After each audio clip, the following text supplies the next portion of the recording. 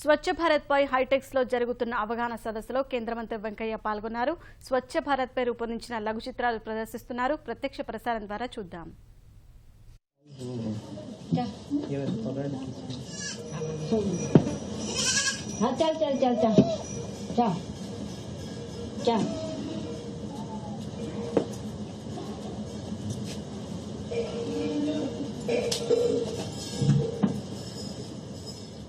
अपन हिसाब से बेट दादी समझ तो नहीं रहे, काम में चल रहे हैं तो आइन तब तो ही समझ में शरीर बेचे हम 7 ठन के 8 ठन ऐसे टाइप के तो हम इनके हम ठीक करे बेचे हते हमरे च मन दर तो शौचालय बनाने के लिए अपनी आजीविका के साधन बकरियों को बेचकर 22,000 रुपए का शौचालय बनाया, जो नई पीढ़ी के लिए निश्चय ही प्रेरणादायक है। शौचालय भी हो गया और छेड़ी भी हो गया।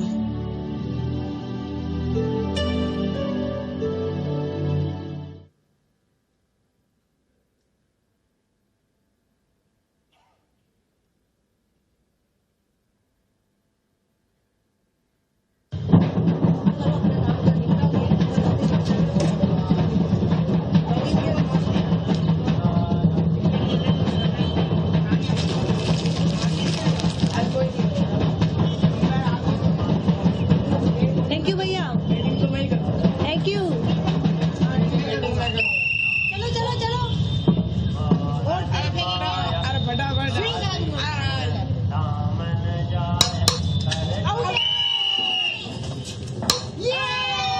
बोली तो मैं सचिन में हूँ। अरे बैग बोल bag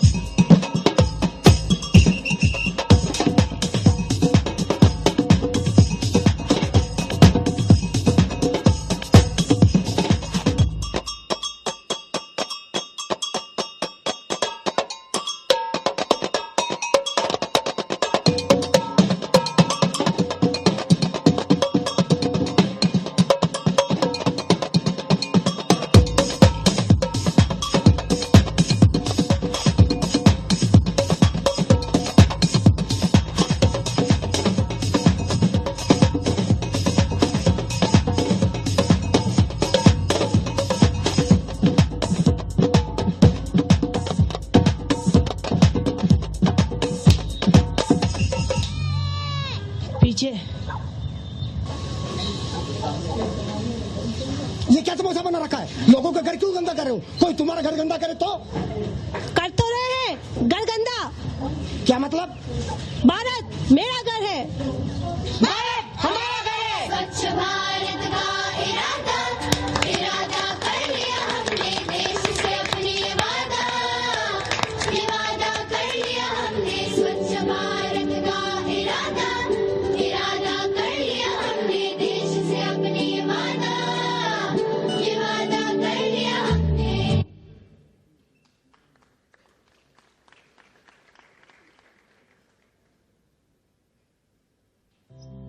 Welcome to my village. The name of my village is called Malunong village, and it is known now as the cleanest village in Asia.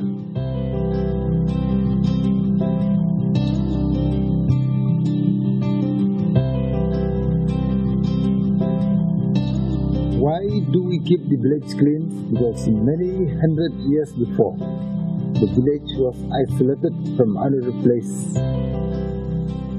and the people suffer from many kind of diseases in the village. So since there was no health center, there was no doctors, there was no hospital at the time, so they were very afraid of the diseases. And when the missionaries from England, they came here, they touched the villagers here to keep clean of the body, to keep clean of the food, to keep clean of the house, to keep clean of the surroundings in the village. And then the village people tried to do that, and they really found that they were free of the diseases and they were free of the plague. And then our forefathers touched our grandfathers, touched our parents touched us to keep clean, and now we touch our children at school, at home, and now completely keeping clean becomes healthy habits for everybody in the village. Even the small children also, we touch them to do in that way. So you see that for the whole day the village is clean because everybody participates in keeping clean.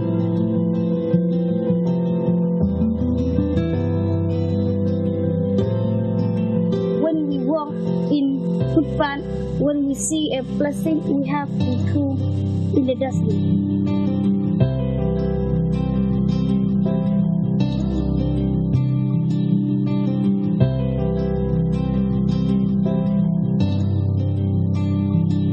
All the houses have their own toilets in the village. Because they understand that by having toilets in the house, they will get a healthy life.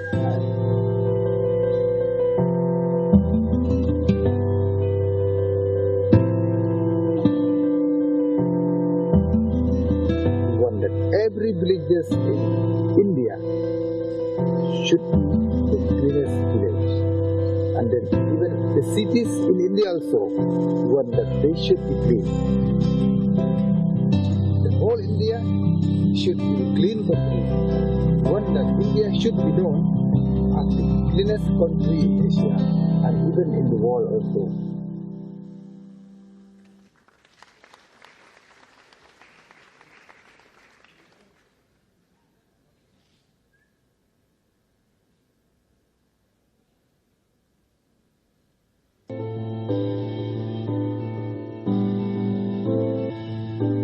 Tap లో నుంచి నీళ్లు కారుతున్నాయి, tap of చేయి.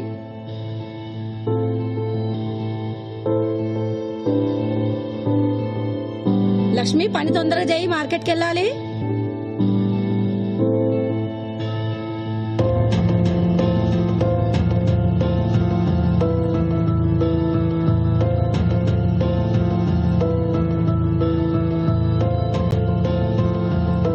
Hello, చెప్పండి. ఈ ఏరియాలోనే sir చెప్పింది, తొందరగా చేయండి.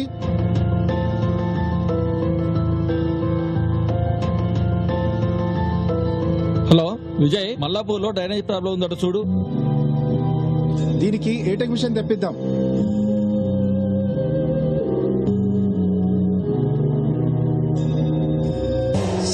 సార్ గ్యాస్ వల్ల మన వాళ్ళు స్పృహ తప్పి పడిపోయారు.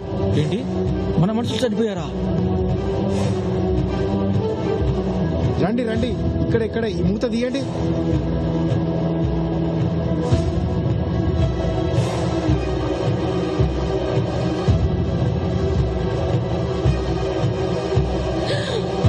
అయ్యో, నా భర్తేనా చనిపోయింది, కల్లో కూడా అనుకోలేదు.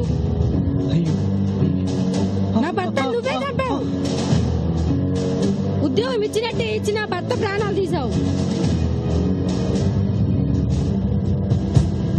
తల్లి, నీకు దండం. నీ భర్తను చంపింది నేను కాదు, ప్రజలు. ఇది నిజం. మనమందరము చేసిన తప్పుల వల్లే ఈ రోజు 2 ప్రాణాలు పోయాయి. జీహెచ్ఎంసీ ప్రజలకు సహకరిస్తుంది, కానీ కొంతమంది ప్రజలు జీహెచ్ఎంసీకి సహకరించట్లేదు.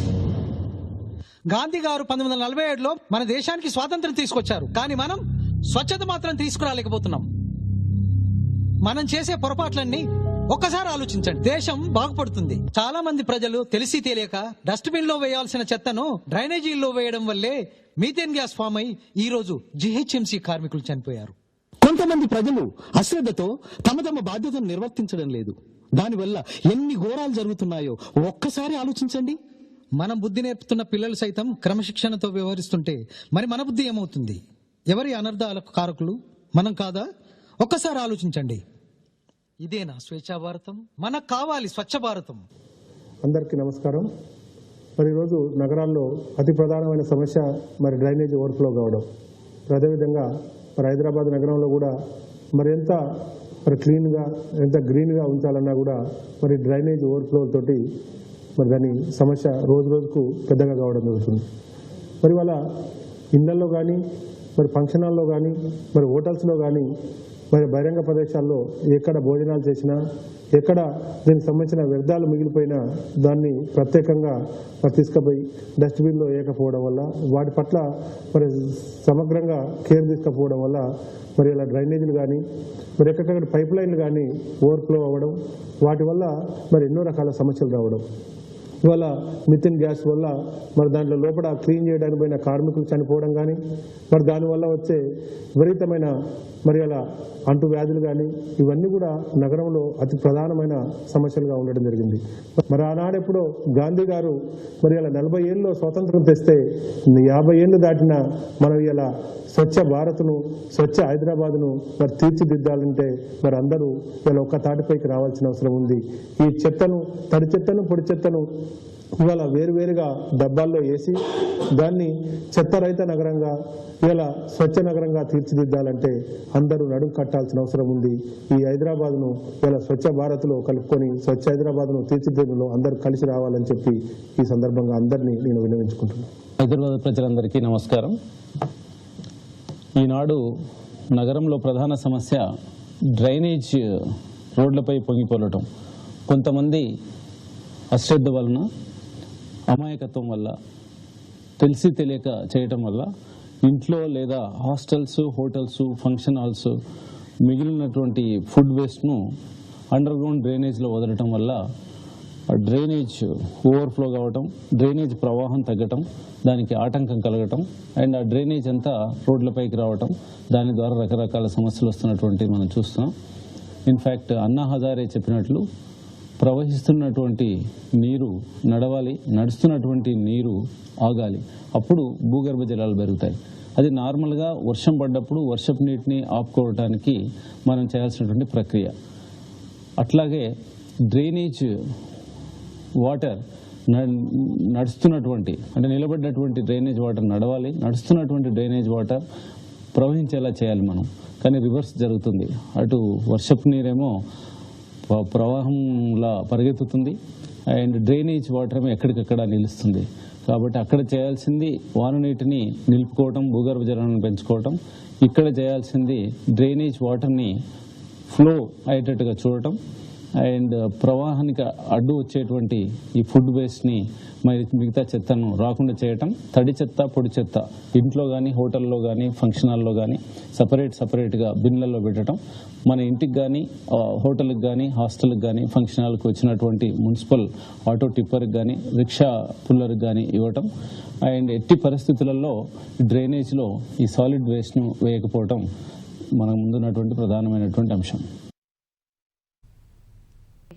తెలంగాణ మంత్రి కేటీఆర్, జీహెచ్ఎంసీ మేయర్ బొంతు రామ్మోహన్, భాజపా తెలంగాణ అధ్యక్షుడు లక్ష్మణ్, సినీ నటుడు తనికెళ్ల భరణి, నిర్మాత అల్లు అరవింద్, గాయకుడు సుద్దాల అశోక్ తేజ సహా మరికొందరు ప్రముఖులు పాల్గొన్నారు. స్వచ్ఛాగ్రహ లఘు చిత్రాల ప్రదర్శనను కేంద్ర మంత్రి వెంకయ్య ప్రారంభించారు. శ్రీకాకుళానికి చెందిన కేవీకే కుమార్ తెరకెక్కించిన లఘు చిత్రం చెంబుకు మూడింది లఘు చిత్రం జాతీయ స్థాయిలో ద్వితీయ స్థానంలో నిలిచి అందరినీ ఆకట్టుకుంది. ఆ చిత్రాన్ని ఈ సదస్సులో ప్రదర్శించారు. పల్లె, పట్టణం, ప్రాంతం, జిల్లా, రాష్ట్రం, పేద, గొప్ప, ఆడ, మగ భేదం లేకుండా ప్రతి ఇంట్లోనూ తిష్ట వేసింది.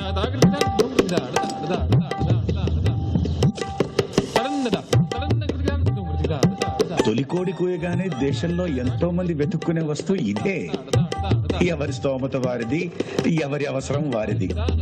రాగి, ఇత్తడి, rubber, jug, mug, plastic bottle, వాడేసిన పెయింట్ డబ్బా కాదేది దీనికన్నా. అన్నింటి గమ్యం ఒక్కటే, బహిరంగ మల విసర్జన. ఎంత అనాగరికం. నిన్న మొన్నటి వరకు పరిస్థితి ఇదే. కానీ పరిశుభ్రత దిశగా, స్వచ్ఛత దిశగా భారత ప్రభుత్వం వేసిన ముందడుగుతో ఇప్పుడు చెంబు ఆధిపత్యం అంతరిస్తోంది.